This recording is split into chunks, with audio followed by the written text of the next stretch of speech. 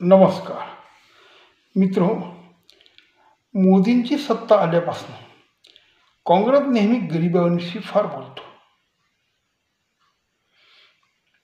गरिबांची चिंता करतात, दलित आदिवासी मजुरांची काळजी घेतात, मुस्लिमांची तर विशेष काळजी घेतात. अर्थात ती फक्त भाषणापुरती असते. काँग्रेसचा इतिहास बघितला तर 60 वर्षात सत्ता भोगूनही काँग्रेसने ह्या वर्गासाठी फारसं काही केलं नाही.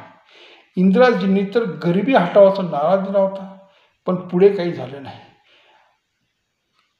आपले राहुल गांधी 2024च्या निवडणुकीपूर्वी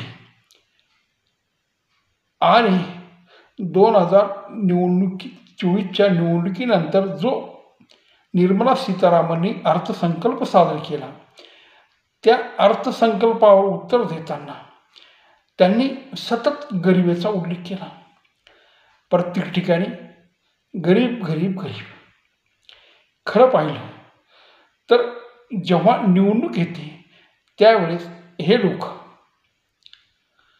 फॉर्म भरताना आपली संपत्ती जाहीर करतात, तेव्हा बघावं तर सगळे पुढारी, सगळे खासदार, सगळे मंत्री कुठल्या का पक्षाचे असेना करोडपती अब्जाधीश आहेत हे लोकांना कळून येतं.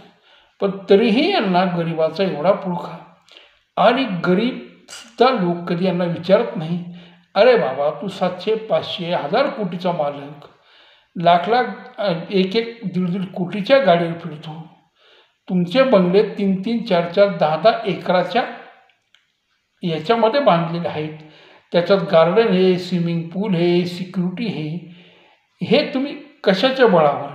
हे फक्त जनतेच्या पैशावर तुम्ही हे सगळं मौज करता. मात्र निवडणूक आली की सतत गरिबीचा उल्लेख करता. खरं जर गरिबाचं तुम्हाला कळवलं असेल तर तुमच्या संपत्तीतील 2 पैसे गरिबांना किंवा एखादं गाव दत्तक घ्या. त्या गावातल्या विद्यार्थ्यांना, त्या गावातल्या शाळेतल्या मुलांना किंवा 4 गरिबांचे घरं दत्तक घ्या आणि त्यांना चांगली घरं बांधून द्या.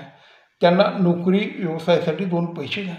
असं काही कुठं ऐकलं नाही आणि कुठल्या पुढाऱ्यानं असं काही केलं नाही.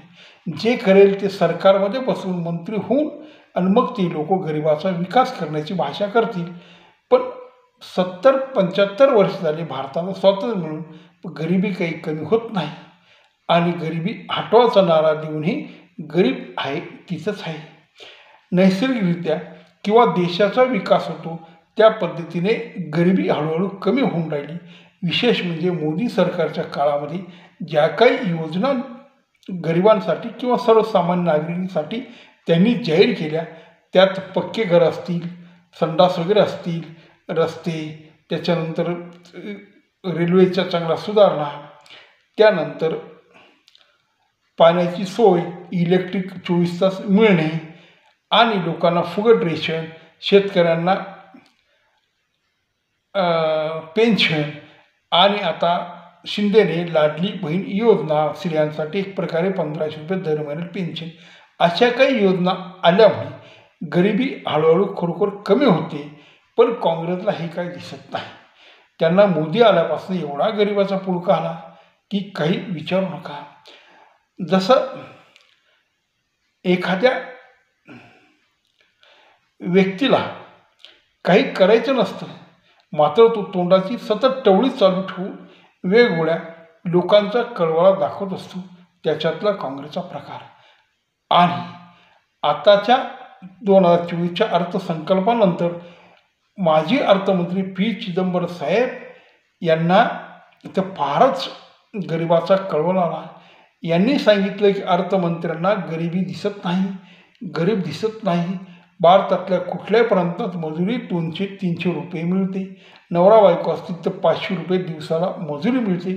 पण चिदंबरम साहेबांना मतदान कसे झाले हे सांगणं अडचणीत असलं तरी लोकांना कळते. धर्म जातीमुळे आणि CA अशा काही गोष्टींमुळे काँग्रेसला बऱ्यापैकी जागा वाढल्या आणि हे वेगवेगळे घटक 2024च्या निवडणुकीमध्ये प्रभावी ठरले.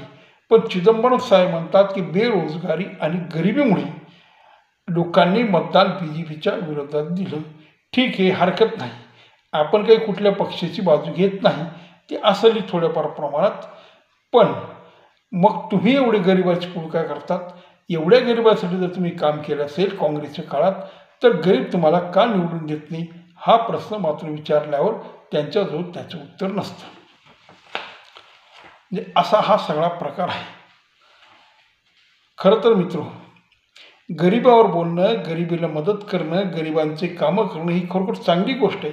पण ती तुम्ही करा, फक्त व्यक्त करू नका. आणि भाषणामध्ये भाषणबाजी करू नका.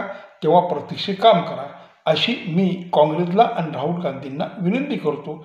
खरोखर राहुल गांधी आता बऱ्यापैकी लोकसभेत बोलू लागले, पण त्याच्या बोलण्यामध्ये काही वेळा खूपच अतिरेक होतो. असं काही त्यांनी करू नये आणि एक परिपक्व राजकीय नेता अशी भूमिका त्यांनी निभावावी. म्हणजे उद्या देशाच्या लोकांना वाटलं पाहिजे की राहुल गांधी पंतप्रधान होण्याच्या योग्यतेचे आहेत. तेव्हा खरोखरच गरिबांविषयी कळवळा जरूर करावा, पण त्याप्रमाणे ह्या लोकांनी काम करावं ही विनंती. नमस्कार.